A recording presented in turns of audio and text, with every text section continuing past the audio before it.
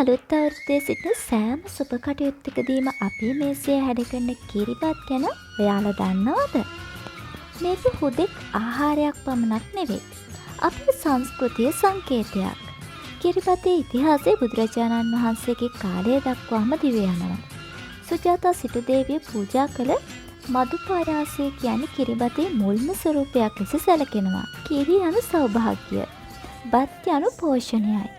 මේ දෙකේ එකතුව අපේ රටේ ශාස්ත්‍රීයත්වය වගේම ජනවාරි 1 වෙනිදා වගේ විශේෂ දිනවල නව ඇරඹුමක සලකුණක් ලෙසත් පිළිගැනෙනවා. පැරණි පොත්වල සඳහන් වෙන පරිදි රජවරු යුද්ධයට යාමට පෙර සහ ජයග්‍රහණය සැමරීමේදී කිරිබත් අනුභව කළ බව කියවෙනවා. හකුරු, ලුණු මිරිස් හෝ කෙසෙල් සමග කිරිබත් කන එක ලාංකික අපේම රසයක්. ඉතින් මේ වගේ ඔබ කැමති ආහාර ගැන දැනගන්න අපේ channel එක subscribe කරලා අපිත් එක්ක එකතු වෙලා ඉන්න.